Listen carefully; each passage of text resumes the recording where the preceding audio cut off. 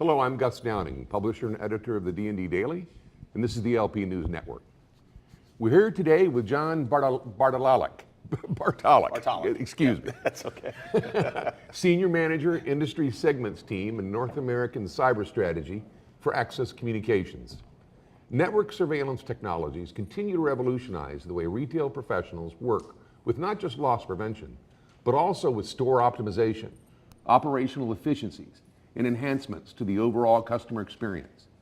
With more secure, open, and flexible platforms, retailers can utilize the network infrastructure in bringing together their video surveillance, physical access control, audio systems, and now add analytics to develop creative solutions that goes beyond security and helps grow the business and improve the customer experience.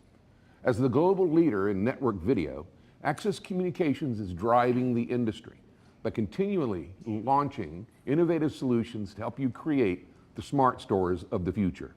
John, welcome. Thanks for being here. Thank you, guys. I appreciate the time. You know, we've known for years the impact surveillance can have on shrink safety and security. What are some of the recent solution developments that help optimize the investment to create more efficient use of the technologies across the retailer's operations? Right. It all comes back to value. Value in the investment that the retailer makes into their system and their system selection. I mean, we've heard about the audio and the access control and things like that, where we've been able to use audio integrated with lighting and the camera systems to deter crime before it occurs, before the store gets hit, and that way, you know, you don't have to replace windows. Your high value merchandise isn't gone. You don't have to replace that.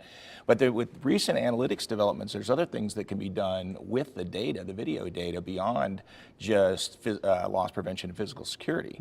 There's things on the operational side of the business that you can actually improve. There's data analytics that can come in. So if a multi-site retailer wants to know what's going on in their stores at any time, they can find out how many people have been to the stores, what time they went to the store, what day, which stores are more efficient. And there's just analytics like that that can be integrated to the system that make it more valuable overall.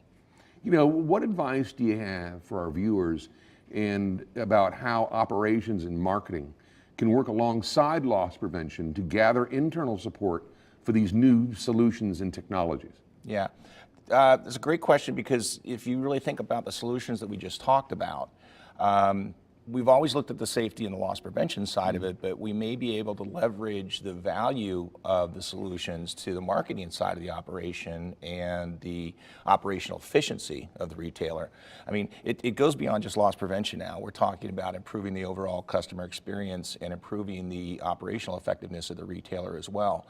So by using these solutions in a different way, but using the same system to provide that data and those solutions, it's a win-win across the board, and it's an easier sale to executive staff for these installations. You know, with these new solutions and technologies comes the challenge of implementation. I mean, is there any advice that you could provide to our viewers to inspire or to ensure a smooth implementation to meet their expectations? Yeah, so to explain that a little bit better, so many of these solutions are developed with the manufacturer and the manufacturer of these solutions. We work together to make sure that they work and they work effectively. Then the integrator is the one that has to install these systems and these solutions, but they don't necessarily aren't the experts in it. So it's in the best interest of the retailer to work with the entire ecosystem of the integrator and the manufacturer to ensure a smooth installation. And in many cases, manufacturers will provide professional services which will ensure that the installation goes in. It's all about setting the proper expectations and then implementing accordingly. You know, we continuously hear about the growing cyber concerns with the Internet of Things and adding devices to the network. What do retailers need to consider with these technologies that sit on their network? The most important thing is to start with the IT department. Anybody in the loss prevention side of the business needs to ensure that IT is involved, and the reason for that is IT is the one that sets the security policies for the devices that go on the network. So they're the ones that are going to need to understand what the devices do, how they communicate, to ensure that the retailer's back office information is safe. It could be something as simple as a monitor on a refrigerator that monitors prescriptions at a pharmacy. You know, the IT department wants to know, okay, what's happening? That device is behind my firewall now. Is it providing two-way communications?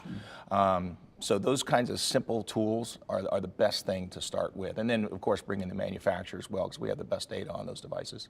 Shouldn't the IT folks kind of get involved like at the front end as opposed to the back end of the process? Absolutely. When they get involved in the back end of the process, all that does is it tends to slow the process down, and now you have to kind of restart and reset as we try to understand what kind of protocols these devices are communicating on, or communicating with. So by involving IT up front, it ensures a smoother implementation, and in many cases they have additional budget, so you can actually increase the overall value of the system based on some of the other solutions we talked about early on in the discussion.